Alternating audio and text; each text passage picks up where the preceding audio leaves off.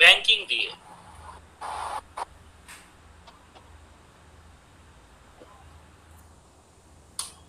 Money and banking, এটা দিয়ে আমরা স্টার্ট করব। তাহলে আজকে আমাদের ক্লাসিফিকেশন হবে মানি। তো আজকে যে চ্যাপ্টারটা that is related to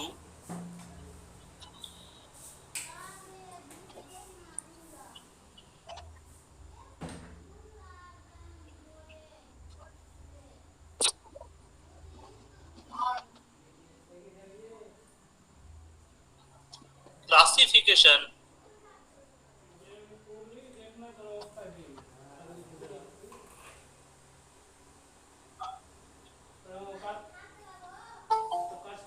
of money।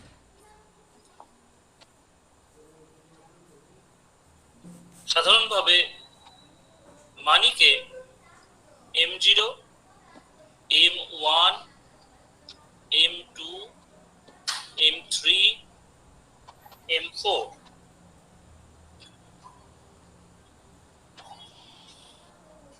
এই ভাগে ভাগ করা হয়।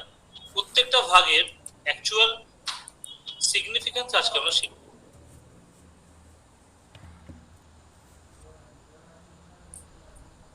প্রথমেই চলে আসছি, হোয়াট ইজ মানি। এই প্রসঙ্গে বিখ্যাত অর্থনীতিবিদ জন এম কেন্স বলেছেন,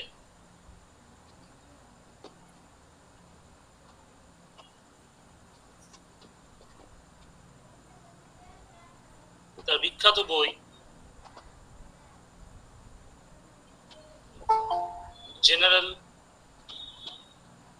theory of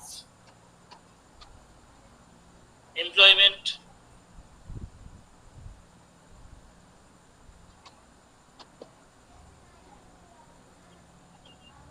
interest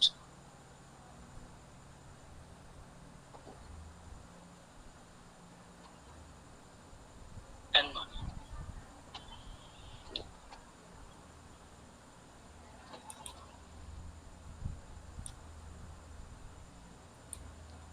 general Theory of Employment Interest and Money এই বইয়ে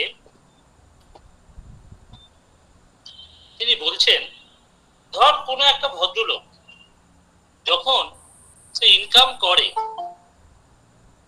কোনো এক ভদ্রলোক যখন সে রোজগার করে বা ইনকাম করে,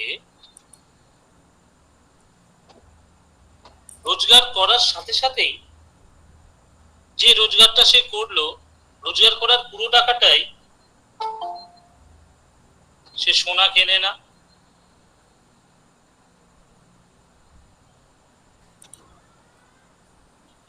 রোজগার করার সাথে সাথে সে পুরো টাকাটা সোনা কেনে না, বা সে বন্ড কেনে না, বা ল্যান্ড বা প্রপার্টি এগুলোতে পুরো টাকাটা ইনভেস্ট করে না।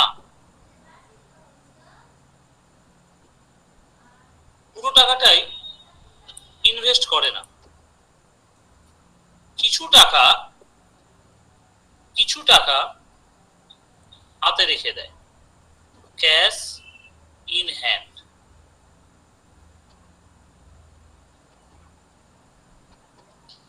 অর্থাৎ যে ইনকামটা করে পুরোটাই সোনা, বন্ড, ল্যান্ড বা প্রপার্টিতে ইনভেস্ট না করে কিছু টাকা সে তার হাতে রেখে দেয়। এখন প্রশ্ন হচ্ছে, হাতে রাখে কেন?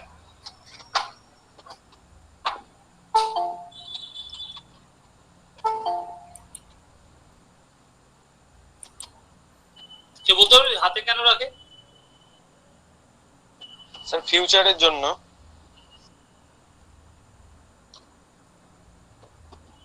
কে বললি? স্যার প্রয়োজন মেটাতে।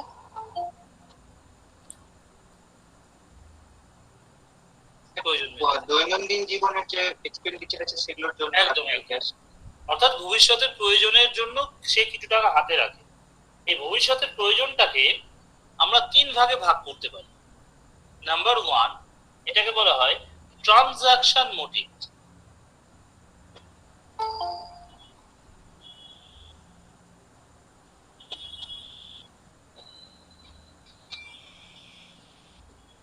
Transaction motive. বলি বিষয়টা বোঝা যাবে। What is transaction motive? Transaction motive হচ্ছে, এটাকে মিডিয়াম অফ এক্সচেঞ্জও বলা হয়। অর্থাৎ আমি জানি আমার হাতে যদি কিছু টাকা থাকে, তাহলে প্রয়োজনের সময় আমি সেই টাকা দিয়ে কিছু প্রয়োজনীয় জিনিস আমি কিনতে পারবো। এখন সব টাকায় যদি আমি গোল্ড বা বন্ড বা ল্যান্ড বা প্রপার্টিতে ইনভেস্ট করে দিই, ঠিক আছে, এবার ধরো আমরা গাড়ি কিনেছি, গাড়ি করে যাচ্ছি, হঠাৎ করে গাড়ির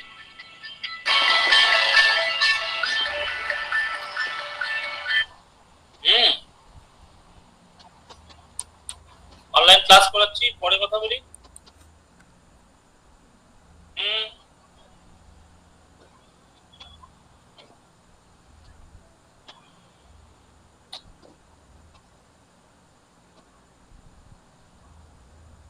ট্রানজাকশন মোটিভ, ধর তুই গাড়ি কিনেছিস, এবার গাড়ি কিনে তুই যাচ্ছিস, হঠাৎ করে গাড়ির তেল শেষ হয়ে গেল। এবার সেই সময় তেল ভরতে গেলে তোর হাতে তো কিছু টাকা রাখতে হবে। এবার ধর তোর গাড়িতে তেল শেষ হয়ে গেল, তুই তখন বাড়িতে ফোন করলি, তোর হাতে টাকা নাই, তো তুই পুরো সোনা কিনে রেখেছিস, তুই তোর বাড়িতে ফোন করে বললি যে তুমি সোনাটা নিয়ে তুমি আসো, সোনাটা নিয়ে সেনকোতে যাও, সেনকো থেকে সোনা ভাঙিয়ে টাকা নিয়ে আসো, তারপর গাড়িতে তেল ভরবো, তারপর বাড়ি যেতে পারবো। এরকম কি হয় কখনো? তুই তো জায়গা কিনে রেখেছিস, তোর গাড়িতে তেল ফুরিয়ে গেছে, তুই মঙ্গলবাড়ি ব্রিজে আটকে আছিস, তোর জায়গাটা বিক্রি হলো, টাকা আসলো হাতে, তারপর তেল ভরলি, তারপর গাড়ি করে বাড়ি ফিরলি। এরকম কি হয়? এরকম প্র্যাকটিক্যালি হয় না। কেন হয় না? যে আমরা প্রয়োজনের জন্য কিছু টাকা আমাদের হাতে রেখে দিই, that is called transaction motive. Next motive হচ্ছে, স্যার ট্রানজাকশন মোটিভ বলতে যেটা আমরা মানে পকেটে রাখি, তাই তো, মানে আমাদের ডেইলি ইউজেজের জন্য। সব টাকাই পকেটে রাখি বাবা আমরা। ট্রানজাকশন মোটিভ মানে হচ্ছে আমি কিছু টাকা হাতে রাখছি। হাতে রাখার তিনটে কারণ আছে। একটা ট্রানজাকশন মোটিভ মানে জানি এই আমার পকেটে টাকা থাকলে আমি প্রয়োজনীয় জিনিস সে টাকার বিনিময়ে পাবো। ট্রানজাকশন মানে হচ্ছে আমি টাকা দিব, জিনিস পাবো, দ্যাট ইজ কল্ড ট্রানজাকশন। 2 নম্বর পয়েন্ট হচ্ছে প্রিকশনারি মুভমেন্ট, প্রিকশনারি মোটিভ।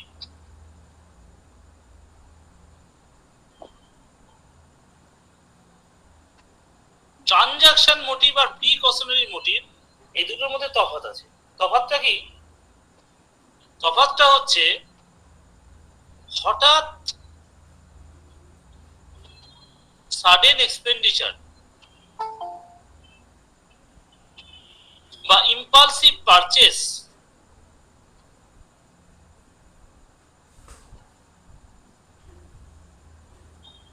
এই দুটো কথার উপর জোর দিতে হবে।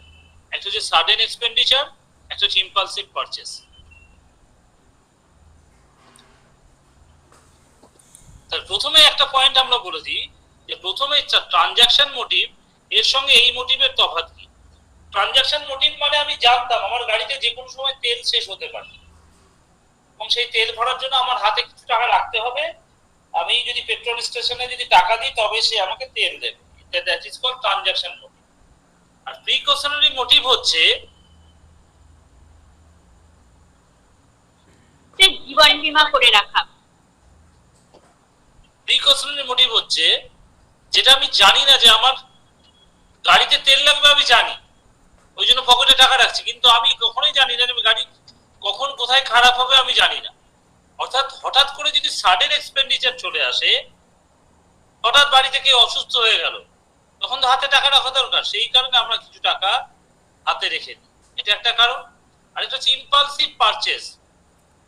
তুই ধর তোর বাচ্চাকে নিয়ে তুই পার্কে গেছিস, হঠাৎ করে বাচ্চা বায়না ধরলো যে মামা বা কাকা বা বাবা আমাকে এই খেলনাটা কিনে দাও, অথচ খেলনাটা তোর কেনার ইচ্ছা ছিল না সেই মুহূর্তে, বা তোকে জোর করে কিনতে হলো। That is called impulsive purchase. মানে ইমার্জেন্সি পারপাসে যেটা ইউজ হয়। ইমার্জেন্সি হচ্ছে সাডেন এক্সপেন্ডিচার। তোর ধর হঠাৎ করে তোর প্রচন্ড গরম পড়েছে, তোর আইসক্রিম খেতে ইচ্ছে করলো, দেখলি তো সব টাকায় গোল্ডে কনভার্ট হয়ে গেছে। তুই যখন অঞ্জলি জুয়েলার্সে গেলি, তোর সমস্ত সোনা তাকে দিলি, সে সেখান থেকে টাকা নিলি, নিয়ে আইসক্রিমের কাছে যখন আসলে আইসক্রিম বলেও শেষ হয়ে গেছে। অর্থাৎ আইসক্রিম খাওয়ার জন্য কিছু টাকা আমাকে রাখতে হবে। That is called impulsive purchase.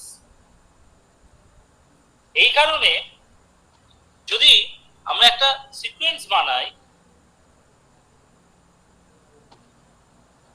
Liquidity sequence যদি বানাই, তাহলে বলতো দেখি গোল্ড, ডায়মন্ড আর হাউস, এই তিনটের মধ্যে which one is perfectly liquid?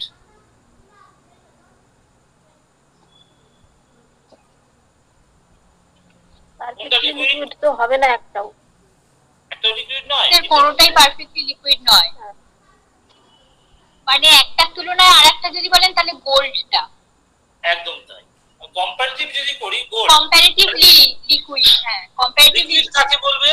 Liquid মানে যেটাকে কনভার্ট করে কত সহজে মানি পাওয়া যাচ্ছে, that is called perfectly liquid.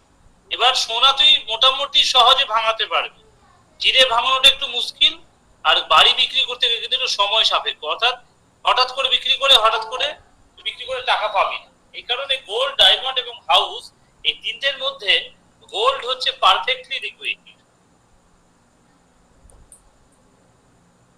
তাহলে একটা গেল প্রিকশনারি মোটিভ, একটা হচ্ছে ট্রানজাকশন মোটিভ, আর আরেকটা হচ্ছে আমাদের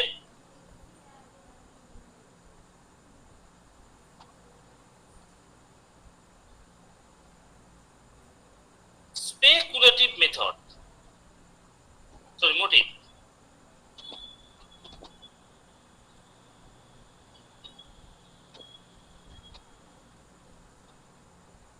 What is this? আমাদের সোসাইটিতে কিছু কিছু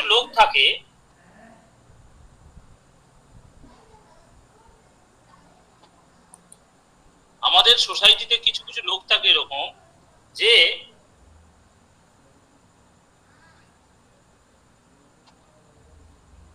তিনি যে মাইনেটা পেলেন আর কি, ঠিক আছে, তার কোনো খরচা নেই, নো এক্সপেন্ডিচার, তা সত্ত্বেও তিনি সেই মাইনেটা পুরো হাতে বা অ্যাকাউন্টে রেখে দেন।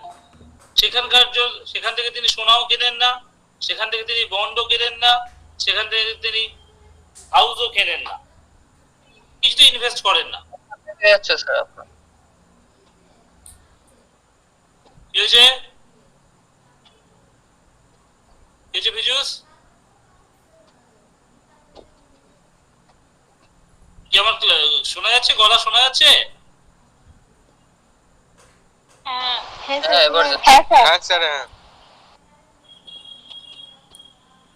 যেটা বলছিলাম, কিছু কিছু পার্সন থাকে এমন যারা যে নেট ইনকামটা যেটা করে সেটাই তাদের হাতের কাছে রেখে দেয়, সেখান থেকে কোনো খরচাও করে না, আবার গোল্ডেও ইনভেস্ট করে না, বন্ডেও ইনভেস্ট করে না, আবার বাড়িও কেনে না, হাউসও কেনে না। কেন? তিনি ওয়েট করে থাকেন কখন সোনার দামটা একেবারে কমে যাবে। যখনই সোনার দামটা কমে যাবে, তিনি তার পুরো মাইনেটা দিয়ে ধর 40,000 টাকা তিনি সোনা কিনে নিলেন, এবং তিনি ওয়েট করছেন যে কবে 40,000টা আবার 80,000 হয়ে যাচ্ছে। যখনই 80,000 হয়ে যাচ্ছে, তিনি সমস্ত সোনা কিনে আবার 80,000 টাকাটা নিজের পকেটে ভরে আবার বাড়ি চলে আসছেন। এদের টার্গেট থাকে যাতে তাদের প্রফিট হয়। This is called speculative motive. This is called speculative motive. তাহলে আমরা তিনটে মোটিভের কথা বললাম। একটা হচ্ছে আমাদের ট্রানজাকশন মোটিভ, একটা হচ্ছে প্রিকশনারি মোটিভ, আর একটা হচ্ছে speculative motive. So 3 motive is here: T P S।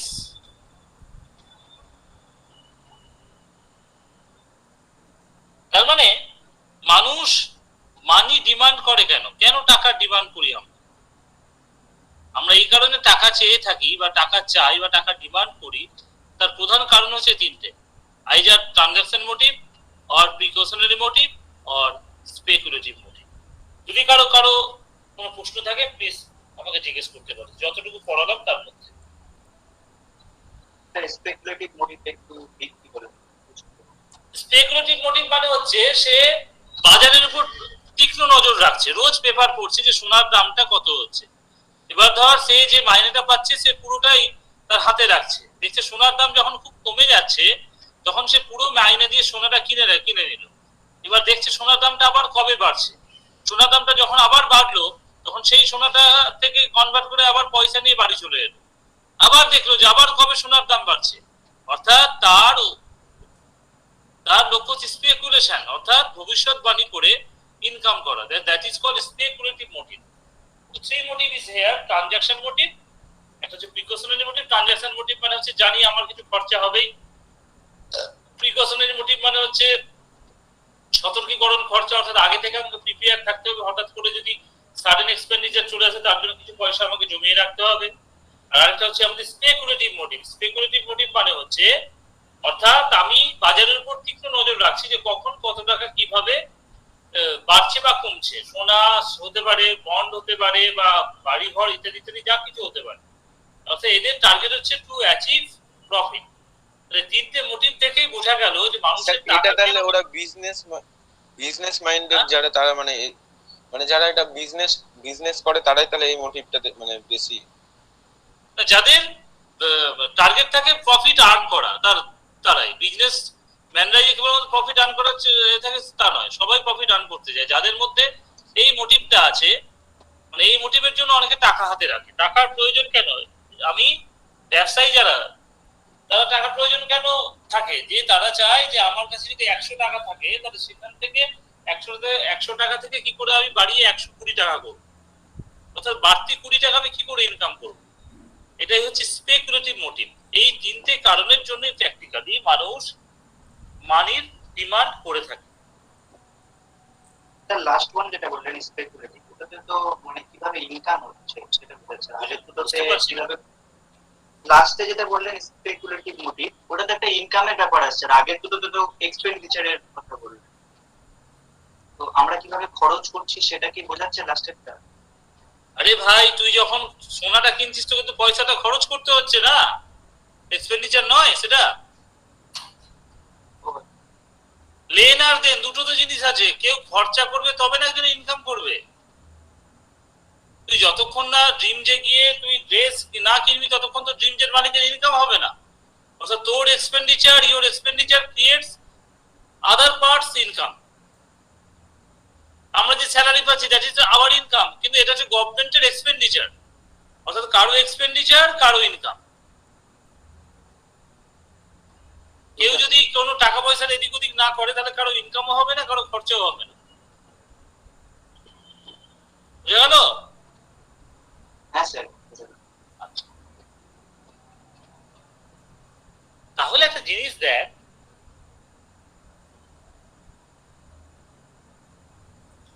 ঘটনা তো আমরা তো একটা জিনিস বুঝলাম যে মানুষের টাকার প্রয়োজন হয় তিনটে কারণ: TPS motive, transaction, precautionary.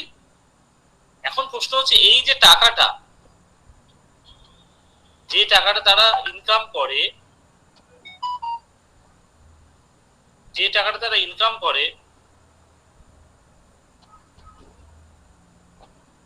where do they kept?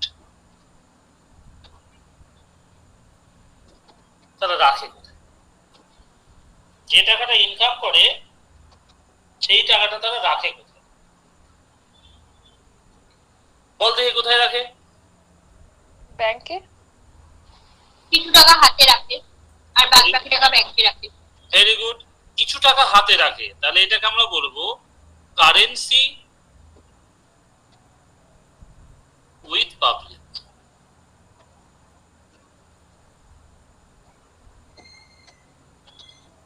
এটা হচ্ছে তাদের কিছু টাকা হাতে থাকছে। আর 2 নম্বর হচ্ছে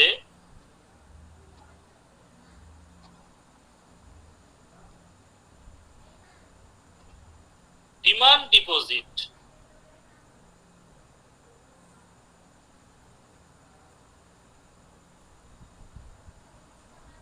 উইথ ব্যাংক। ডিমান্ড ডিপোজিট মানে হোয়াট ইজ ডিমান্ড ডিপোজিট? যেখানে তুই ব্যাংকে চাইলেই তুই তোর টাকা পেয়ে যাবি, সেটাকে ডিমান্ড ডিপোজিট বলা হয়। এটা 2 ধরনের অ্যাকাউন্টে হয়, একটা হচ্ছে কারেন্ট অ্যাকাউন্ট, একটা হচ্ছে সেভিংস অ্যাকাউন্ট। সংক্ষেপে বলা হয় কাসা। একটা হচ্ছে কারেন্ট অ্যাকাউন্ট, আর একটা হচ্ছে আমাদের সেভিংস অ্যাকাউন্ট।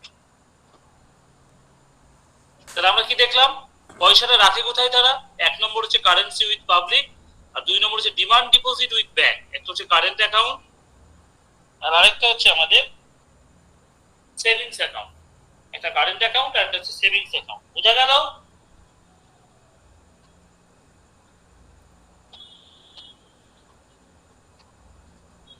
হ্যাঁ।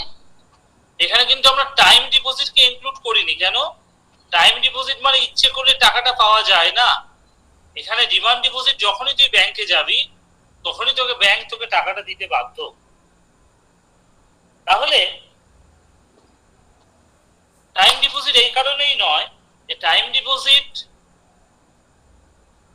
Deposit is not perfectly liquid.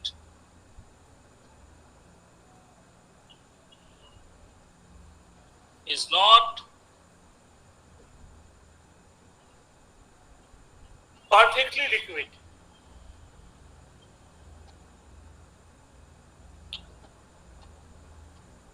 তাহলে দেখ আমাদের currency with public, that means A আর বি, এই দুটাকে যদি আমি যোগ করি, এ প্লাস বি যদি করি, তাহলে পাবো M1। M1 মানে কি হয়ে গেল? কারেন্সি উইথ পাবলিক 1 নম্বর, 2 নম্বর হচ্ছে ডিমান্ড ডিপোজিট উইথ ব্যাংক। এটাকে মেজর of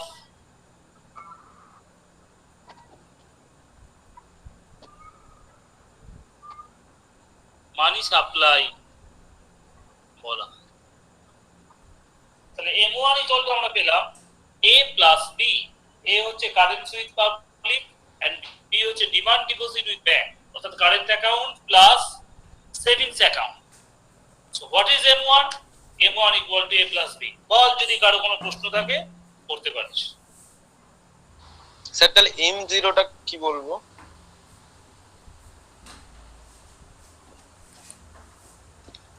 কে দিব্যেন্দু? না স্যার, দেবব্রত। M0 দেরি আছে, আগে M1 টা, M0 শেষে জানতে পারবি।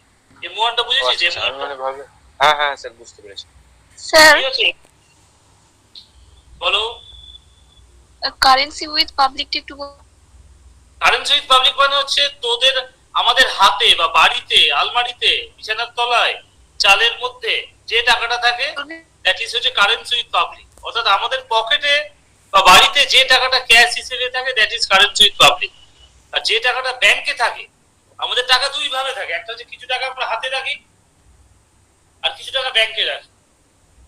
তাহলে ব্যাংকের টাইম ডিপোজিট নয়, কেবলমাত্র ডিমান্ড ডিপোজিট, অর্থাৎ কারেন্ট অ্যাকাউন্ট বা সেভিংস অ্যাকাউন্টে যে টাকাটা থাকে that is called demand deposit. তুই ধর 5 লাখ টাকা ফিক্সড করে রেখেছিস, সেটা হচ্ছে টাইম ডিপোজিট। সেটা কিন্তু M1 এর মধ্যে পড়বে না। M1 এর মধ্যে কেবলমাত্র পড়বে currency with public plus demand deposit with banks. That means it may be current account or may be savings account.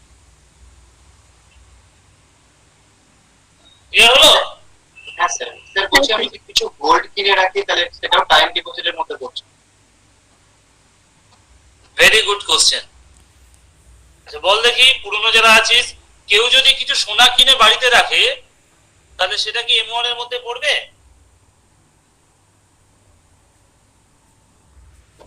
না স্যার, ওটা তো টাইম ডিপোজিট হয়ে গেল, ফিক্সড করে দিচ্ছি। স্যার ওটা ওটা পড়বে না, কারণ ওটা তো হচ্ছে কি বলে, আমার তো টাইম লাগবে লিকুইড হতে ওটা। একদম তাই। M1 রাতে যদি আমরা M1 মানে একটা জিনিস বুঝবি, পারফেক্টলি মানে অনলি ক্যাশ, অনলি ক্যাশ। একটা হচ্ছে কারেন্ট উইথ পাবলিক, আর ডিমান্ড ডিপোজিট উইথ ব্যাংক, মানে এখানে গোল্ড বন্ড হাউসের কোনো গল্পই নেই, অনলি ক্যাশ। তোর বাড়িতে যত টাকা ক্যাশ আছে আর ব্যাংকে ডিমান্ড ডিপোজিট হিসেবে যত টাকা ক্যাশ জমা আছে, সেটাই হচ্ছে তোর M1।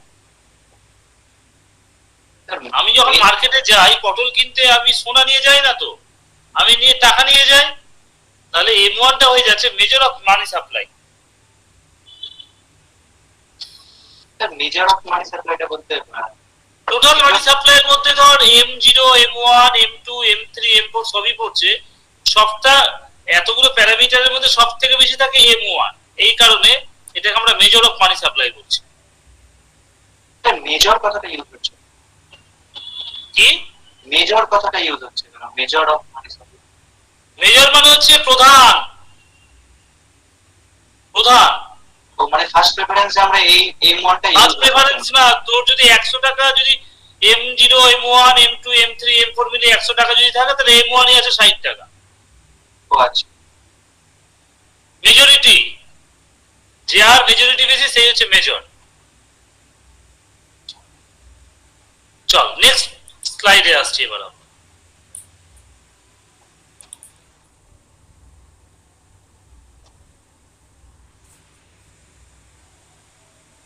নেক্সট স্লাইড পড়ার আগে আমাদের দুটো জিনিস জানতে হবে, একটা হচ্ছে অ্যাসেট, আরেকটা হচ্ছে লায়াবিলিটি। স্যার একটা কোশ্চেন করবো আগেরটা থেকে। বল। Sir demand deposit with bank, যেটা কারেন্ট অ্যাকাউন্টস বা সেভিংস অ্যাকাউন্ট, এবার যদি কারোর এটিএম না থাকে স্যার, তো ধরেন আজকে শনিবার মানে রাতে ওর টাকাটার দরকার পড়লো, তো রবিবার ব্যাংক বন্ধ, ও সোমবার ছাড়া তো তুলতে পারবে। আচ্ছা স্যার, আচ্ছা। হ্যালো, হ্যাঁ কে বলছিস? ক্লাস 9:10 শুরু হয়েছে।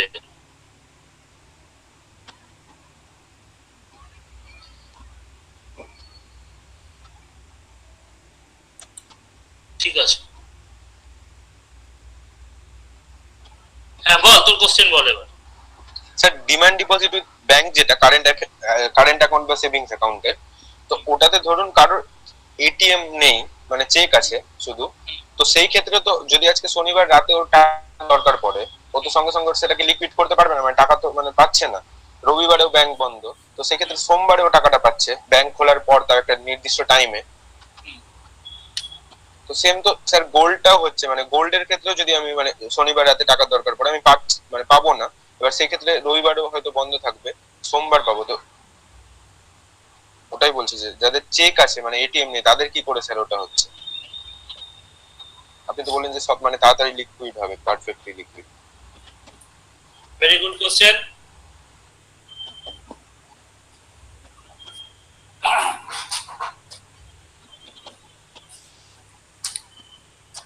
বল, সিনিয়র উত্তর দে। অ্যাকচুয়ালি ব্যাপারটা হলো যে সেভিংস, আমি বলছি স্যার জয়ন্ত, বল। সেভিংস অ্যাকাউন্টে যদি আমার টাকাটা থাকে তো আমি ব্যাংক নিশ্চিত, কিন্তু সোনা নিয়ে সোনার সঙ্গে সঙ্গে যে আমাকে আমার সোনাটা বিক্রি হবে এটা নিশ্চিত নয়। একদম তাই। অর্থাৎ পয়েন্ট হচ্ছে অ্যাসিওরেন্স। তোর সেভিংসে টাকা আছে, ঠিক আছে, এবার শনিবার তোর তোর রাত্রেবেলা প্রয়োজন পড়তেই পারে, শনিবার রাত্রেবেলা প্রয়োজন পড়তেই পারে। এবার সেই প্রয়োজন শনিবার রাত্রেবেলা তোর প্রয়োজন মেটানোর জন্য ব্যাংক খোলা নাই, এবার তোর অ্যাকাউন্টে টাকা আছে, সেই সময় তোর যদি টাকার প্রয়োজনটা হয় আর কি, লিকুইড করতে হয়, অর্থাৎ তুই শনিবার যদি ব্যাংক বন্ধ থাকে, সোমবার তুই টাকাটা পাবি ফার্স্ট আওয়ারে, কিন্তু তুই শনিবার তুই সেনকো বন্ধ আছে বলে সোমবার সেনকো তোর সোনাটাকে সাথে সাথে গেলি আর সোনা তোকে সোনার পরিবর্তে টাকা দিয়ে দিল, তা কিন্তু নয়। আর আরো একটা জিনিস মনে রাখবি, ডেপ্রিসিয়েশন ভ্যালু। তোর সেভিংস অ্যাকাউন্ট বা কারেন্ট অ্যাকাউন্টে যদি 5,000 টাকা থাকে তাহলে ব্যাংক তোকে 5,000 টাকাই দেবে। কিন্তু তুই সোনার গয়না যদি 5,000 টাকায় কিনে রাখিস, তুই কখনোই 5,000 টাকা ভ্যালু পাবি না, যদি না সোনার দাম বাড়ে বা কমে। কখনোই তুই 5,000 টাকা পাবি না, কারণ একটা মজুরি কেটে তুই কিন্তু 5,000-এর কম ভ্যালু দেয়। এই কারণে এটাকে পারফেক্টলি লিকুইড বলা হয়। আচ্ছা স্যার। চেকের ক্ষেত্রে কি আচ্ছা, আরেকটা ব্যাপার আছে যে কেউ যদি কোনো মানে ফিচার্স আছে, বেনিফিটস আছে, সেটা যদি সে কেউ না নেয় তাহলে তো সেটাতে কাস্টমারের দোষ না, ব্যাংকের তো কোনো দোষ নাই, কারণ ও যদি এটিএম থাকতো তাহলে সেটা ইউজ করতে পারতো, তো ও সেটা একদম তাই। বেনিফিট নিচ্ছে না। একদম তাই। আর আরো একটা জিনিস হচ্ছে, বিষয়টা হচ্ছে তোর ধর এটিএম নাই থাকতে পারে, তুই অনলাইন ব্যবস্থা আছে, তোর এটিএম নাই, তুই অনলাইনে তুই অনলাইনে তুই কোনো বন্ধুর অ্যাকাউন্টে ট্রান্সফার করে সেখান থেকে তুই টাকা তুলে ফেলতে পারিস। অনলাইনে তুই কিন্তু স্যার যার এটিএম নেই তার তো অনলাইন ব্যবস্থা থাকবে না স্যার, মানে ও তো শুধু চেকই আছে, মানে একটা আমি স্যার আমারই এটিএম, বলেছে? স্যার আমার এটিএম নেই, অনলাইনও নেই। হ্যাঁ কি স্যার বলেছে এটিএম না থাকলে না, অনলাইন হবে টাকা না? ব্যাংকগুলো থেকে তো ট্রানজাকশন হয়। হ্যাঁ, এবার আগে থেকে কথা তো হচ্ছে, হবে না থাকলে শোন রবিবার তো একটু জানি বলি। যে বন্ধ থাকে। পেটিএম ফোন পে জিপে তো ট্রানজাকশন হয়, আমারই হয়েছে। শোন, ফোন পে জিপে তুই ভুলে যা, টাকার তিনটে তো কমার মোটিভ, একটা ট্রানজাকশন, একটা স্পেকুলেটিভ, একটা হচ্ছে প্রিকশনারি। এবার তোর হঠাৎ করে শনিবার যদি টাকার দরকার পড়ে হঠাৎ করে, তাহলে তোর বুঝতে হবে প্রিকশনারি মোটিভের জন্য টাকার প্রয়োজন পড়েছে। ট্রানজাকশন মোটিভ তোর হঠাৎ করে দরকার পড়লো, শনিবার ব্যাংক বন্ধ, আমি করলাম না শনিবার কাজ, কিন্তু হঠাৎ করে যদি কেউ অসুস্থ হয় তো আমাকে শনিবারই চিকিৎসা করাতে হবে, সেক্ষেত্রে তুই কিন্তু হসপিটাল বল, নার্সিং হোম বল, তারা কিন্তু চেক নেয়, চেক ফ্যাসিলিটি আছে, তারা চেক অ্যাকসেপ্ট করে, এমন নয় যে কেবলমাত্র তারা কার্ডই নেয়, চেকও নেয় তারা। চেকটা কেন হয়েছে? চেক স্যার চেক নেয় না, স্যার চেক নেয় না, হসপিটালে চেক নেয় না। তাহলে সে সোমবার নেবে, তাহলে টাকা আর কি করবে? চেক না নিলে সোমবার টাকা নেবে। কিন্তু ঘটনাটা হচ্ছে চেক বা এটিএম কার্ড বা ইত্যাদি ইত্যাদি এগুলো কেন এলো, সেই গল্পটা একটু বলবো আমি এখন, সেটাই বুঝতে পারবি এখন। তাহলে তার আগে আমি দুটো কথা বলি, what is asset and what is liability. এটা না বুঝতে পারলে তুই না বুঝতে পারবি অর্থনীতি, না বুঝতে পারবি অ্যাকাউন্টেন্সি, আর তোর যদি কমার্শিয়াল ট্যাক্সে জিএসটি ডিপার্টমেন্টে চাকরি হয় তোকে এটা বুঝতেই হবে, অ্যাসেট আর লায়াবিলিটি।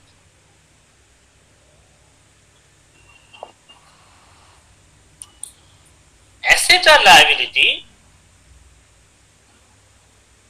ধর this is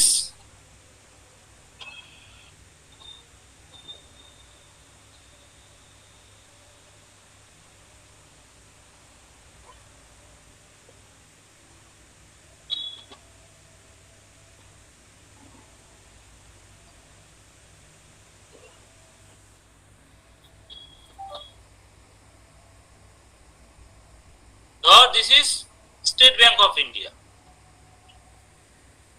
State Bank of India ধর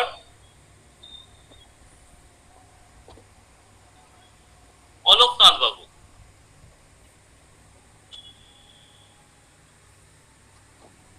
তিনি 100 টাকা জমা করেছেন।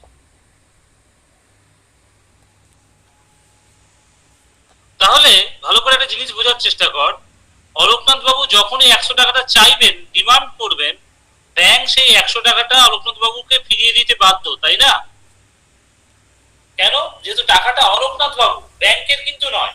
অলোকনাথ বাবু ব্যাংকে টাকা রেখেছেন, এবার যখনই অলোকনাথ বাবু ব্যাংকের কাছে টাকাটা চাইবেন তখনই ব্যাংক সেটা ফিরিয়ে দিতে বাধ্য। এই কারণে এই 100 টাকাটা ব্যাংকের নয়, that's why it is called liability, অর্থাৎ বাংলায় বলা হয় দায়। বোঝা গেল না গেল না? মানে ব্যাংক আমাদের কাছে দায়ী থাকছে, তাই তো? মানে একদম, ব্যাংক আমাদের কাছে দায় থাকছে।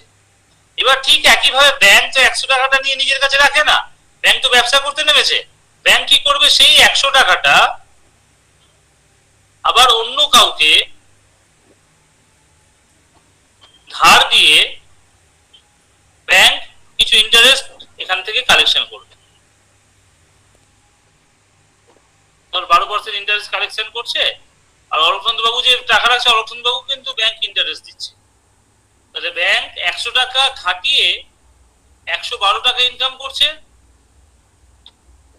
আর অলোকনাথ বাবুকে 105 টাকা দিচ্ছে। তাহলে ব্যাংকের লাভ কত? 112 মাইনাস 105, মানে 7 টাকা হচ্ছে ব্যাংকের প্রফিট। তাহলে 7 টাকা যে প্রফিট করছে, ভালো করে মন দিয়ে শুন, কোন টাকার জন্য? এই 100 টাকার জন্য। তাহলে যে জিনিস খাটিয়ে তুই কিছু বাড়তি ইনকাম করবি তাকেই তো অ্যাসেট বলা হয় বস। ধর তোর একটা বাড়ি আছে, তুই বাড়ি ভাড়া দিয়েছিস, তাহলে বাড়ি ভাড়া বাবদ তুই ধর মাসে 5,000 টাকা পাচ্ছিস। তাহলে বাড়িটা আছে বলেই তো ভাড়াটা পাচ্ছিস। তাহলে বাড়িটা বা ঘরটা তোর কাছে হয়ে গেল অ্যাসেট, অর্থাৎ যার বিনিময়ে তুই কিছু ইনকাম করবি সেটাই হচ্ছে তোর অ্যাসেট। আর যেটা তোর নয়, যেটা কেউ তোর কাছে কেউ কিছুদিনের জন্য রেখেছে, সে চাইলে ফেরত দিতে তুই বাধ্য, দ্যাট ইজ কল্ড লায়াবিলিটি। এবার অ্যাকাউন্টিং এর ভাষায় বলছে অ্যাসেট বাম দিকে থাকে, লায়াবিলিটি ডান দিকে থাকে। অ্যাসেট বাম দিকে থাকে, লায়াবিলিটি ডান দিকে থাকে, এবং এই দুটো কিন্তু অলওয়েজ ইকুয়াল হয়। অ্যাসেট ইকুয়াল টু লায়াবিলিটি হয়। তাহলে আমাদেরকে 3টে পয়েন্ট এখানে জানতে হবে। একটা হচ্ছে লায়াবিলিটি কাকে বলে। লায়াবিলিটি মানে হচ্ছে ব্যাংকে 100 টাকা অলোকনাথ বাবু রাখলো, তাহলে অলোকনাথ বাবু যখনই 100 টাকাটা চাইবে ব্যাংক সেই টাকাটা ফিরিয়ে দিতে বাধ্য। তাহলে 100 টাকাটা হয়ে গেল ব্যাংকের লায়াবিলিটি। ঠিক সিমিলারলি ব্যাংক সেই 100 টাকাটা অন্য একজনকে ধার দিয়ে কিছু টাকা ইনকাম করছে, তাহলে 100 টাকাটা হয়ে গেল সেক্ষেত্রে ব্যাংকের অ্যাসেট। অ্যাকাউন্টিং এর নিয়ম হচ্ছে asset must be equal to liability. Asset must be equal to liability, সমান হতেই হবে। এবার অলোকনাথ বাবুর কাছে তাহলে 100 টাকাটা অ্যাসেট। হ্যাঁ বলো। অলোকনাথ বাবুর কাছে তাহলে 100 টাকাটা অ্যাসেট। অলোকনাথ বাবুর কাছে 100 টাকাটা অ্যাসেট অবশ্যই। বাট অলোকনাথ বাবুর এখানে কোনো লায়াবিলিটি নেই। ব্যাংকের ক্ষেত্রে লায়াবিলিটি, ব্যাংক যেহেতু দুটো কাজই করছে, ইনপুট আউটপুট দুটোই করছে, এই জন্য ব্যাংকের ক্ষেত্রে দুটো টার্ম চলে আসছে, একটা অ্যাসেট আর একটা হচ্ছে আমাদের লায়াবিলিটি। তাহলে এখানে 3টে জিনিস জানতে হবে, what is liability and what is asset, এবং অ্যাকাউন্টিং এর ভাষায় অ্যাসেট ইকুয়াল টু লায়াবিলিটি হয়। এই 3টে পয়েন্ট জানলেই হবে ফর দ্য টাইম বিং। এবার আমি চলে আসছি পরের পয়েন্টে।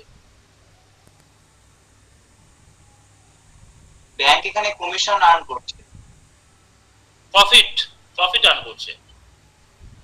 এটাকে কমিশন বলে না, একজনের কাছ থেকে দিয়ে প্রফিট আর্ন করছে ব্যাংক, because bank is a profitable organisation. ব্যাংকের মেইন টার্গেট হচ্ছে টু আর্ন প্রফিট। কমিশন আলাদা জিনিস, প্রফিট আলাদা জিনিস। ব্যাংক তো নিজে খাটাচ্ছে না টাকাটা, মানে নিজের কোনো কিছু কাজ করছে না, তো কারোকে দিয়ে দিচ্ছে টাকাটা।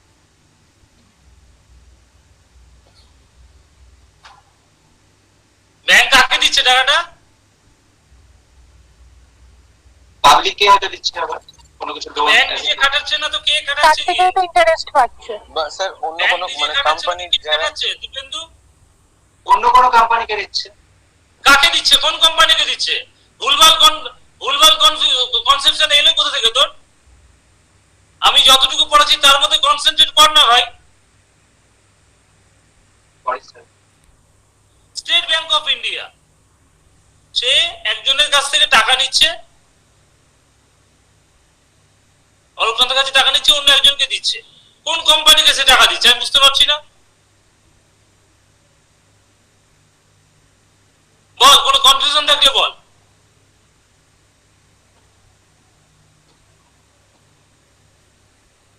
স্যার একটা কোশ্চেন করব। কনফিউশন থাকলে বল আমাকে। না স্যার বুঝলাম যে ওখানে ব্যাংক ইটসেলফ আ কোম্পানি। ব্যাংক নিজেই হচ্ছে একটা কোম্পানি। কেন কোম্পানি কি করে বুঝবো? যদি কোনো সংস্থার প্যান কার্ডের বাম দিক থেকে 4 ডিজিট যদি সি হয়, that is company. Bank itself a company. State bank of India এই যে অলোকনাথ বাবু টাকা নিয়ে অন্য কাউকে ধার দিচ্ছে, তার ওর একটাই কারণ, সে কিছু প্রফিট করতে চায়, কিছু মুনাফা করতে চায়, ঠিক আছে? Because bank is called profit making organisation. এই কারণেই তাকে, তাহলে প্রফিট মেকিং অর্গানাইজেশনকে আমাকে একটা ব্যালেন্স শিট মেনটেন করতেই হয়। তাহলে ব্যালেন্স শিটে দুটো পয়েন্ট বললাম, একটা হচ্ছে লায়াবিলিটি, একটা হচ্ছে অ্যাসেট। তো লায়াবিলিটি কাকে বলে বললাম, অ্যাসেট কাকে বলে বললাম, আর আরেকটা কথা বললাম, liability must be equal to asset. কনসেপ্টটা ক্লিয়ার কর, বেশি ভুলভাল ভাবতে গেলে গন্ডগোল হয়ে যাবে। আমি কোন জায়গাটা পড়ছি সেই জায়গাটাকে কনসেন্ট্রেট কর। এবার অলোকনাথ বাবুর কাছে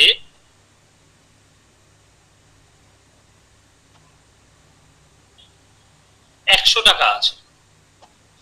একটু আগে জেনেছিলাম what is 100, this is called currency with public.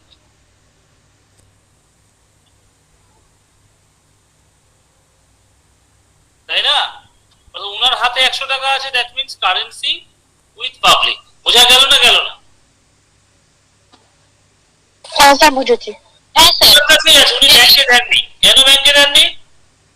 Aloknath বাবুকে ডিমনিটাইজেশন হয়েছে, প্রচুর লাইনে দাঁড়াতে হয়েছে, ওই জন্য তিনি ব্যাংকের উপর ক্ষুব্ধ এবং তিনি ঠিক করেছেন যে ব্যাংকে টাকা রাখবেন না, যা টাকা নিজের কাছেই রাখবেন। তাহলে এখানে কি ব্যাংকে কোনো টাকা রাখা হচ্ছে আমাকে বল? না। ব্যাংকে কারেন্ট অ্যাকাউন্ট বা সেভিংস অ্যাকাউন্টে কোনো টাকা রাখা হচ্ছে? নো।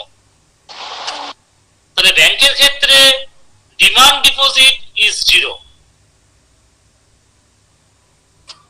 এবার মানি সাপ্লাই M1 এর কনসেপ্ট একটু আগে পড়লাম, একটা হচ্ছে কারেন্সি উইথ পাবলিক CWP, একটা হচ্ছে ডিমান্ড ডিপোজিট। কারেন্সি উইথ পাবলিকের ভ্যালু কত? অলোকনাথ বাবুর কাছে 100 টাকাই আছে। ডিমান্ড ডিপোজিট কত? 0। অঙ্কটা না বুঝলে কখনো বুঝতে পারবি না। তাহলে টোটাল মানি সাপ্লাই প্রথম ক্ষেত্রে কত হয়ে গেল? সেই 100 টাকাই থাকে। 100। ঠিক আছে, এবার পরের গল্পটা বোঝার চেষ্টা কর। পরে কি হলো, কিছুদিন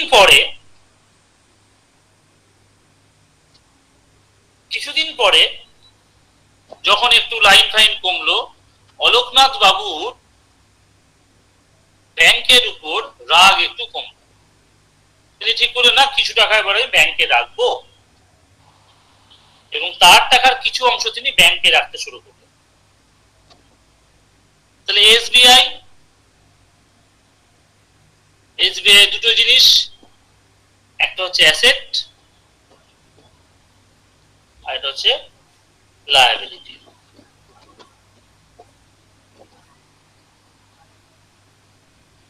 অলোকনাথ বাবু তার 100 টাকাটা ব্যাংকে ডিপোজিট করলেন। তাহলে 100 টাকাটা চলে আসলো ব্যাংকে।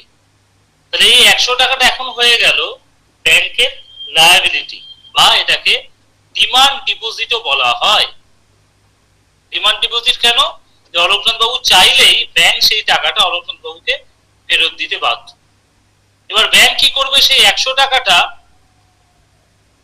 নিজের কাছে রাখবে না, ব্যাংক সেই 100 টাকাটা অন্য কাউকে ধার দিয়ে কিছু প্রফিট আর্ন করতে চাইবে। এইখানে নতুন যারা স্টুডেন্ট আছে তারা একটু বুঝতে অসুবিধা হবে, তোদের পুরনোদের বুঝতে সুবিধা। আমি তোকে একটু বলে দিচ্ছি। এখানে RBI বলল যে প্রত্যেকটা ব্যাংকের মোট যে টাকাটা জমা হবে সেই টাকার একটা অংশ RBI এর কাছে রাখতে হবে, যেটাকে বলা হয় ক্যাশ রিজার্ভ রেশিও, CRR।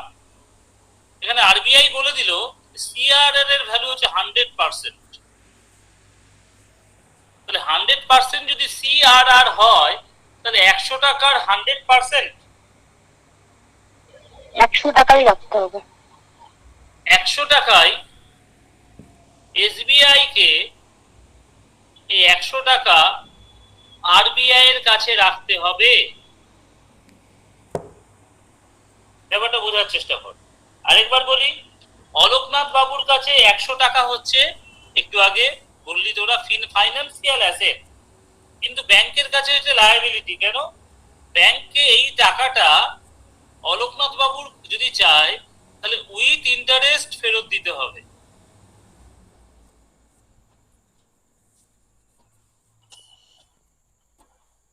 যেহেতু উইথ ইন্টারেস্ট ফেরত দিতে হবে, এই কারণেই ব্যাংক চাইবে যে এই 100 টাকাটা অন্য কাউকে লোন দিয়ে আমি কিছু ইন্টারেস্ট এখান থেকে উপার্জন করে নিই।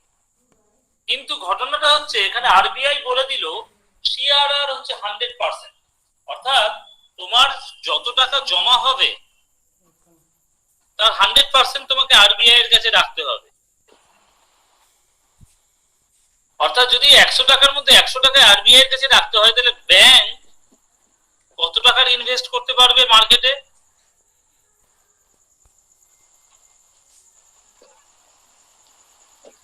কত টাকার ইনভেস্ট করতে পারবে ব্যাংক? যেটা লাভ করবে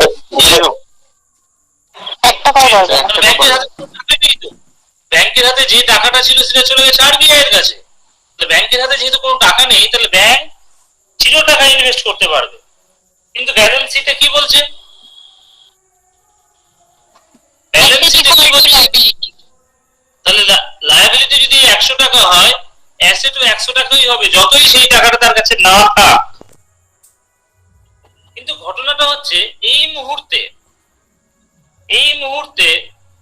অলোকনাথ বাবুর হাতে, that means currency with public, Aloknath বাবুর কাছে কি কোনো টাকা আছে?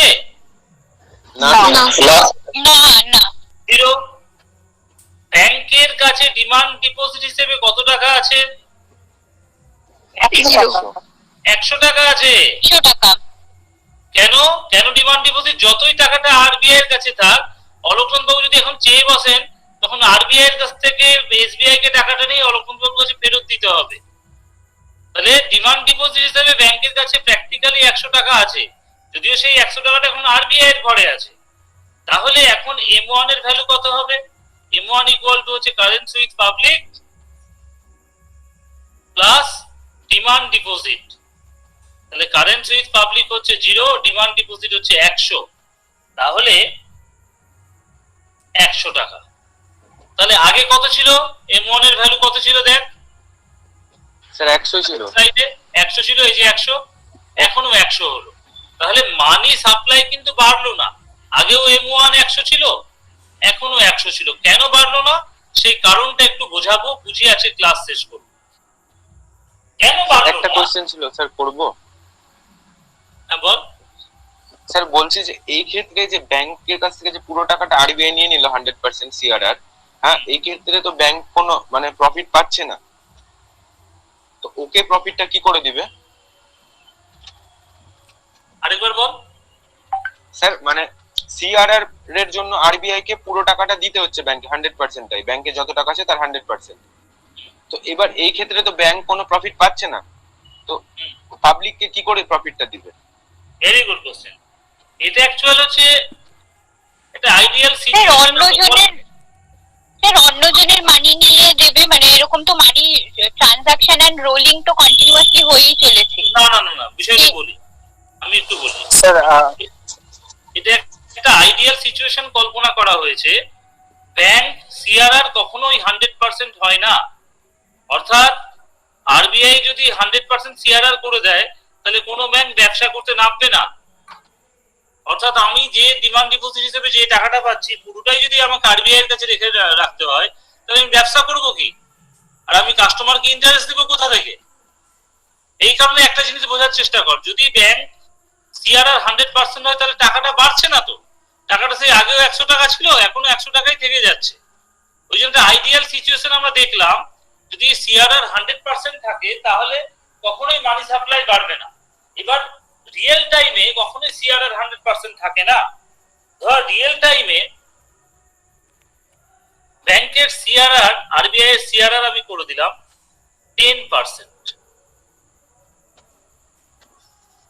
তারপর কি হলো আমি পরের স্লাইডে যাচ্ছি। সিআরআর যদি আরবিআই 10% করে দেয়, then what will be happen?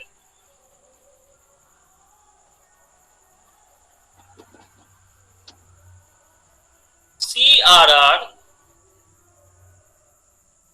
10%।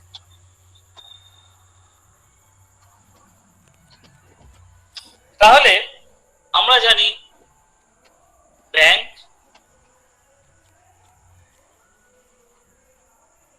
Asset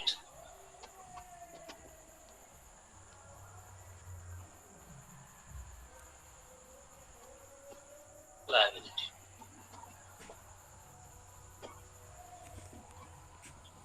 RBI CRR করে দিয়েছে 10%। ভালো করে বোঝার চেষ্টা করুন।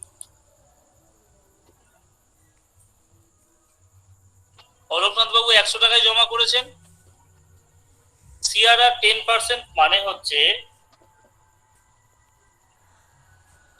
ব্যাংকে আরবিআই এর কাছে রিজার্ভ মানি হিসেবে 10 টাকা রাখতে হবে, আর লোন হিসাবে সে মার্কেটে 90 টাকা দিতে পারে। বোঝা গেল না বল? হ্যাঁ স্যার, বুঝতে পেরেছি। এবারে এটাকে 12% করে দিতে চাই। ঠিক আছে, 90 টাকা লোন হিসেবে দিতে পারে। এবার স্টেট ব্যাংক কি করলো, এই 90 টাকাটা সে লোন দিল জেঠালালকে।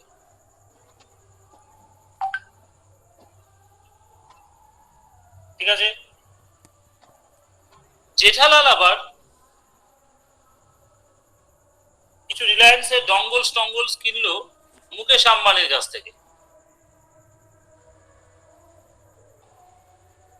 তাহলে জেঠালাল এই 90 টাকা দিল মুকেশ আম্বানিকে, পরিবর্তে কিছু গুডস পেল। মুকেশ আম্বানি কি করলেন, এই 90 টাকাটা অ্যাক্সিস ব্যাংকে জমা করলেন। অ্যাক্সিস ব্যাংকের লায়াবিলিটি হয়ে গেল 90 টাকা, আর অ্যাসেট কত, সিআরআর 10% যদি হয় তাহলে রিজার্ভ হচ্ছে 90 টাকা, 10% মানে 9 টাকা। 9 টাকা 81 রুপিস লোন, 81 টাকা। 81। ঠিক আছে, এখন এই মুহূর্তে ভালো করে বোঝার চেষ্টা কর, হোয়াট ইজ M1? M1 মানে হচ্ছে currency with public plus demand deposit. Public আমাদের 3টে পাবলিক আছে এখানে, একটা হচ্ছে অলোকনাথ বাবু, একটা জেঠালাল, আর একটা মুকেশ আম্বানি। কারো হাতে কি একটাও টাকা আছে এখন? না স্যার। অলোকনাথ এসবিআই ভরেছে, না স্যার। জেঠালাল মুকেশ আম্বানিকে দিয়েছে, ইনভেস্ট করে মুকেশ দিয়েছে। আম্বানি অ্যাক্সিস ব্যাংকে দিয়েছে। তাহলে current with public 0। Demand deposit, অর্থাৎ দুটো ব্যাংক আছে, একটা ব্যাংক এসবিআই এর কাছে ডিমান্ড ডিপোজিট হচ্ছে 100 টাকা, এর কাছে 90 টাকা। তাহলে দেখ এখন M1 এর ভ্যালু কত হলো, 190 টাকা হলো না? হ্যাঁ স্যার। তাহলে আগে ছিল 100 টাকা, এখন বেড়ে সেটা হয়ে গেল 190। কেন হলো? যেহেতু সিআরআর 10% করে দেওয়া হয়েছে। তাহলে মানি সাপ্লাই আগের থেকে বাড়লো না কমলো? বাড়লো। কিন্তু অ্যাকচুয়ালি 100 টাকাই তো সার্কুলেট হচ্ছে, 100 টাকায় সার্কুলেট হতে 190 টাকা হলো। এই কারণে 100 সেটা টাকাকে তো বলা হয় সিআরআর কমিয়ে দেওয়ার জন্য হলো। একদম, এই 100 টাকাকে বলা হয় ফিয়াট মানি। ঠিক আছে, কিন্তু যখন এই 100 টাকার পরিবর্তে যখন 90 টাকা 81 টাকা এমনি করে বাড়তে থাকবে, তখন নতুন করে জেনারেট হতে থাকবে চেকবুক, ই ব্যাংকিং ফ্যাসিলিটি, এটিএম কার্ড, এগুলো তখন বাড়তে থাকবে। এবং যেহেতু 100 থেকে 190 হলো, তাহলে তখন নিউ মানি, বাড়তি 90 টাকার নিউ মানি প্রিন্টেড হতে থাকবে।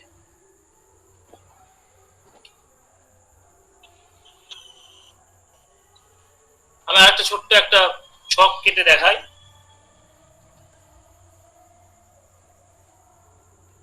স্যার হ্যাঁ, বলছি অলোক বাবু যে 100 টাকাটা দিল, হ্যাঁ ব্যাংকে হ্যাঁ। ডিপোজিট করলো, এবার ওই ডিপোজিটটা হচ্ছে কি বলে, জেঠালাল ব্যাংক থেকে লোন নিল, হ্যাঁ। মানে লোন হিসেবে নিল। এবার হ্যাঁ। তারপরে ওই টাকাটা তো ও মানে জেঠালাল ইনভেস্ট করলো ওর বিজনেসে, হুম, মুকেশ আম্বানির কাছ থেকে ও জিনিস কিনলো। হুম, এবার মুকেশ আম্বানি ওর টাকাটা ব্যাংকে ডিপোজিট করে দিল। হুম। তো স্যার এই ক্ষেত্রে তো মানে যদি ধরি, তো জেঠালালকে তো ওর টাকাটা দিতে হচ্ছে, আর মুকেশ আম্বানি তো ওই টাকাটা ইনভেস্ট করেছিল না কোথাও থেকে। আরেকবার বল। স্যার মানে অলোক বাবু 100 টাকা ব্যাংকে দিল, মানে জমা রাখলো।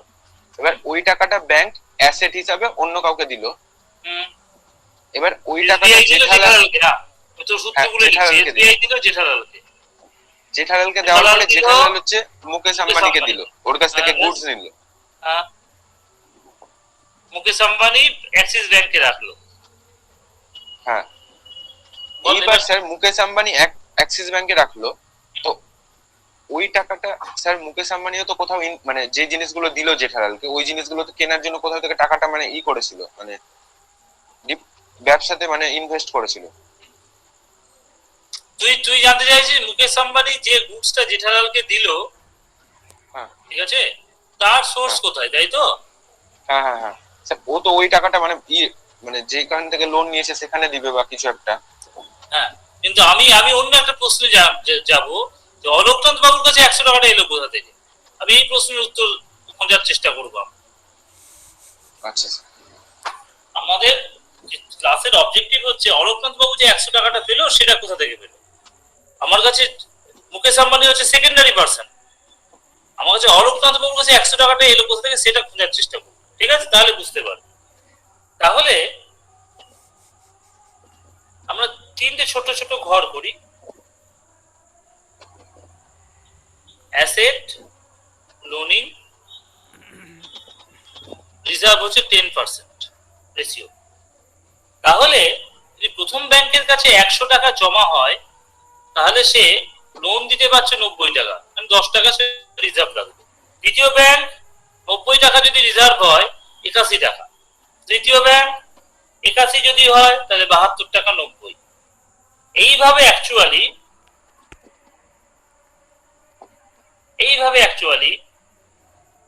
এটা হচ্ছে 10% of reserve, 10% of 100, 10% of 90, 10% of 81, এইভাবে এটাও বাড়ছে এটাও বাড়ছে। আলটিমেটলি বাম দিকের সবগুলো যোগ করে লোনের কনসেপ্ট পাবো আমি 1000 টাকা, আর রিজার্ভের কনসেপ্ট পাবো আমি 100 টাকা। এটা হচ্ছে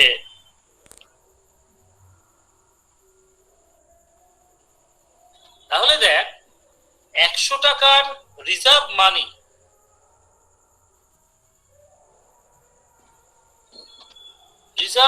ছিল 100 টাকা।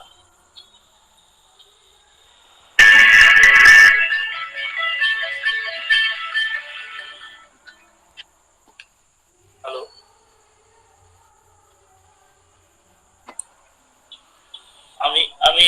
আমি ক্লাস নিচ্ছি, একটু বাদে করব।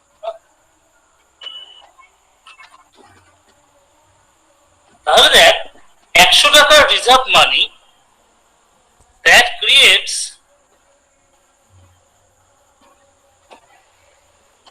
৳1000, অর্থাৎ মানি যেন মাল্টিপ্লাই হয়ে গেল, অর্থাৎ 100 টাকা তার 10 গুণ টাকা তৈরি করলো।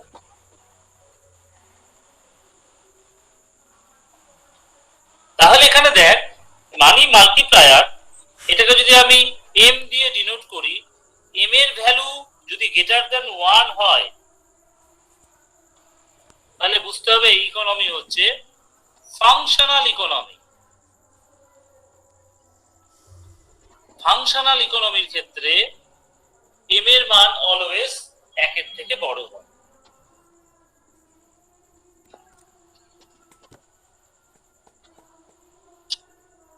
এবার একটা জিনিস বলে দিই, এই রিজার্ভ রেশিও এটাকে আমরা ক্যাপিটাল আর দিয়ে ডিনোট করে থাকি, আর মাল্টিপ্লায়ার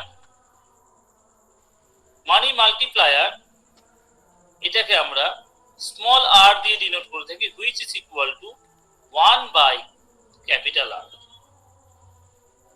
স্যার আরেকবার বলুন। রিজার্ভ রেশিও, এই যে রিজার্ভ সিআরআর, সেটাকে আমরা ক্যাপিটাল আর দিয়ে ডিনোট করে থাকি, আর মানি মাল্টিপ্লায়ার সেটা হচ্ছে 1 by r, small r equal to 1 by r দিয়ে ডিনোট করে থাকি। একটা উদাহরণ দিলে বুঝতে পারবে। 1 মিনিট, একটা উদাহরণ দিই তাহলে বুঝতে পারবে। ধর প্রথমে বলেছিলাম রিজার্ভ রেশিও সিআরআর ছিল 100%, ছিল না? আজকে পড়ালাম যে আগের পেজটাতে। হ্যাঁ, ফার্স্ট তাহলে আপনি 100% বলেছিলেন। তাহলে সেখানে কি মানি সাপ্লাই বেড়েছিল? 100 টাকা তো 100 টাকাই থেকেছিল, বেড়েছিল না বাড়েনি? বাড়েনি। বাড়েনি স্যার। বাড়েনি কেন? তার কারণটা হচ্ছে, এবার একটু বোঝাই। 100% মানে কি? r equal to 100% মানে হচ্ছে r equal to 100 by 100 equal to 1, and multiplier equal to কি? small r equal to 1 by capital R, 1 by 1 equal to 1। তাহলে মাল্টিপ্লায়ার এর ভ্যালু হচ্ছে 1, আগে ছিল 100, 1 দিয়ে গুণ কর, সেই 100ই থাকলো। তাহলে ম্যাথমেটিক্সটা আমরা মিলিয়ে দিলাম। r ইকুয়াল টু যদি 100% হয়, তাহলে যে মানি মাল্টিপ্লায়ারের ভ্যালু হয়ে যাবে 1, তাহলে অর্থাৎ কোনো মানি মাল্টিপ্লাই হবে না। এবার দেখ, আমি 10% করে দিলাম, r এর ভ্যালু করে দিলাম 10%। তাহলে r এর ভ্যালু যদি 10% হয়, তাহলে r ইকুয়াল টু কি? 10 by 100, that means 1 by 10। r এর ভ্যালু যদি 1 by 10 হয়, তাহলে what is the value of small r? Small r equal to হয়ে যাবে 1 by capital R equal to 1 by 10 equal to 10। সেক্ষেত্রে প্রথমে ভ্যালু যদি 100 টাকা হয়, মাল্টিপ্লাই হয়ে যাবে 10 গুণ, তাহলে 100 টাকা রিজার্ভ মানি থেকে 1000 টাকা ক্রিয়েট হবে। সেটাই এই এক্সাম্পলে বোঝানোর চেষ্টা করেছি। অর্থাৎ আর এর ভ্যালু যত কম হবে, মানি মাল্টিপ্লাই তত বেশি হবে। এই কারণে দেখবি সবসময় একটা জিনিস মনে রাখবি, এখানে রাফে লিখে দিচ্ছি আমি, যখন মানি সাপ্লাই কমাতে চায়, আরবিআই যখন মানি সাপ্লাই কমাতে চায়, আরবিআই সিআরআর কে বাড়িয়ে দেয়। সিআরআর বাড়ালে কি হবে? ব্যাংকের হাতে টাকা কম থাকবে।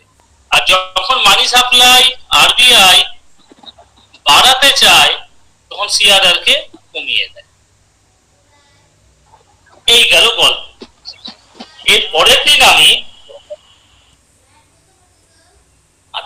এই গল্পটা শেষ করে দিই। স্যার এখন সিআরআর 4% আছে তাই না? হ্যাঁ, সেরকম হবে। আমি ঠিক এক্সাক্ট ভ্যালু জানি।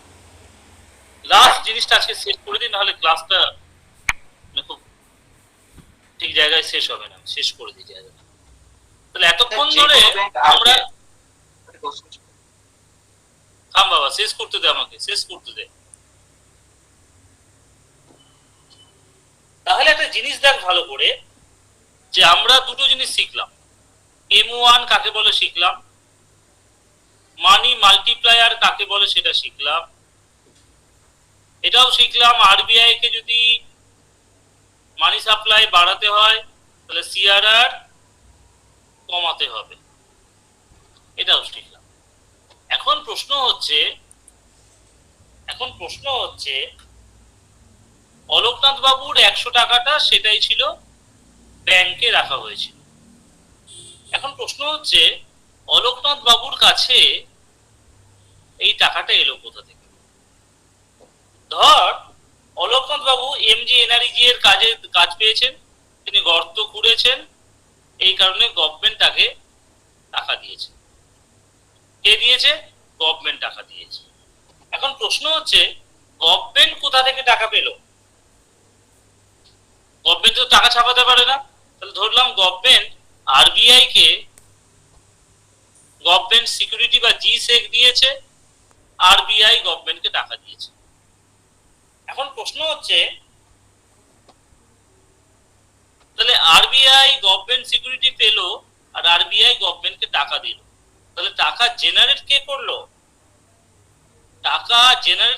অর্থাৎ গঙ্গা কোথা থেকে উৎপত্তি হলো? গঙ্গা উৎপত্তি হলো আরবিআই থেকে। তাহলে কোন টাকা থেকে? তাহলে এই 100 টাকাটা জেনারেট কে করেছে? আরবিআই। তাহলে এই 100 টাকাটাকে এই কারণে বলা হয় M0, অর্থাৎ M0 থেকে M1 has been created। এই কারণে M0 কে বলা হয়, একটু আরেকবার বলবেন, রিজার্ভ মানি और হাই পাওয়ার্ড মানি। বল কোন জায়গাটা আবার বলবো? যে অলোক বাবুর 100 টাকা মানে আসার ব্যাপারটা একটু আরেকবার বলুন না। অলোকনাথ বাবুর কাছে 100 টাকাটা এলো কোথা থেকে? এই হচ্ছে আমাদের প্রশ্ন। আমরা দেখলাম, আমরা জানলাম যে অলোকনাথ বাবু পঞ্চায়েতের একটা কাজ পেয়েছিলেন, এমজি এনআরজিএস এর গর্ত করার কাজ, ওই জন্য গভর্নমেন্ট তাকে টাকা দিয়েছিল 100 টাকা।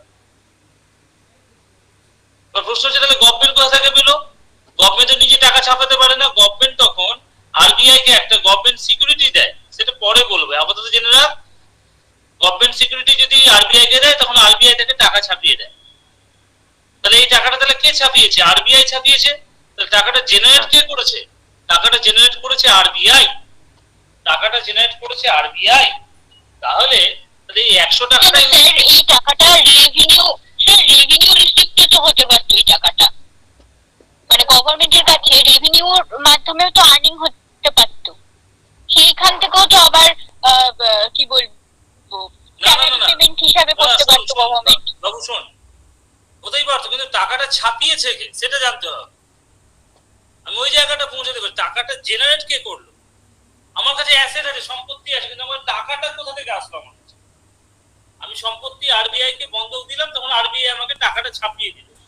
হু generates the money? That is our point. মানিটা জেনারেট কে করলো? আমার কাছে অ্যাসেট থাকতে পারে, আমার রেভিনিউ রিসিপ্ট থাকতে পারে, সবই থাকতে পারে, বাট গঙ্গা শুরু হলো কোথা থেকে? গঙ্গা শুরু হলো আরবিআই। তাহলে আরবিআই প্রথমে 100 টাকাটা চেপেছিল, সেটা গভর্নমেন্টকে দিয়েছিল, গভর্নমেন্ট অলোকনাথ বাবুকে দিয়েছিল, অলোকনাথ বাবু ব্যাংকে রেখেছিল, ব্যাংক জেঠালালকে দিল, জেঠালালের কাছ থেকে মুকেশ আম্বানির কাছে গেল, আম্বানির কাছ থেকে অ্যাক্সিস ব্যাংকের কাছে গেল, আবার আদার পার্সনের কাছে গেল। তো M0 টাকাটাই আস্তে আস্তে মাল্টিপ্লাই হয়ে বাড়তে লাগলো। That's why M0 is called reserve money or high power money. ঠিক আছে, বলুন না বোঝা গেল না গেল না? Sir, yes. জি স্যারটা একটু বলুন না। জিসেক হচ্ছে গভর্নমেন্ট সিকিউরিটি। তুই যখন লোন নিতে যাস, তোকে কি দিতে হয়? বন্ধক হিসাবে কি দিতে হয়? বাড়ির দলিল দিতে হয় কিনা? জমির দলিল। ওটা হচ্ছে গভর্নমেন্ট যখন কোনো কিছু আরবিআই এর কাছ থেকে নেয়, গভর্নমেন্টকে একটা সিকিউরিটি বন্ড দিতে হয় আরবিআই এর কাছে। ওটা গভর্নমেন্ট জিসেক বলা হয়। তোদের প্রশ্নের উত্তর কালকে পাবি যে হোয়াই আরবিআই গভর্নমেন্ট সিকিউরিটি না পেলে, আরবিআই যদি গভর্নমেন্ট সিকিউরিটি না পায় তাহলে কি আরবিআই টাকা ছাপাতে পারে না? আরবিআই কি করে টাকা জেনারেট করে বা কি করে টাকা ছাপায়, এটা কালকে সকাল 7:30টার ক্লাসে আমরা আলোচনা করব। কালকে আমরা 1000 এর ব্যাপারটা বলো। বলছি আগের পাতায় যে মানে আগের পেজে 1000 এর ব্যাপারটা বলেন, ওই জায়গাটা একবার একটু বলবেন? কোন জায়গাটা বল? 1000 টাকাটা কি করে এলো? হ্যাঁ হ্যাঁ হ্যাঁ, ওটা তো মানি মাল্টিপ্লায়ার, তাই তো? মাল্টিপ্লায়ার সহজ তোরা TRR 10%, তাই ওটা হচ্ছে 10% তাহলে small r equal to 1 by capital R, তাহলে 1 by 10 তাহলে 10 গুণ, তাহলে r এর ভ্যালু হয়ে গেল 10। তাহলে আগে 100 টাকা হলে এখন মার্কেটে মানি থাকবে 100 × 10, 1000 টাকা। আচ্ছা ঠিক আছে ঠিক আছে। স্যার বলছি, রিজার্ভ ব্যাংকের কাছে যে 100% হোক বা 10% হোক, এই যে সিআরআর টা রাখতে হচ্ছে অন্য কোনো ব্যাংকে, এটা কি হিসেবে রাখছে? এটা কি সিকিউরিটি হিসেবে রাখছে? এটা হচ্ছে যখন ফাংশনস অফ আরবিআই ব্যাংকিংটা পড়বো তখন আরো ভালো করে বুঝতে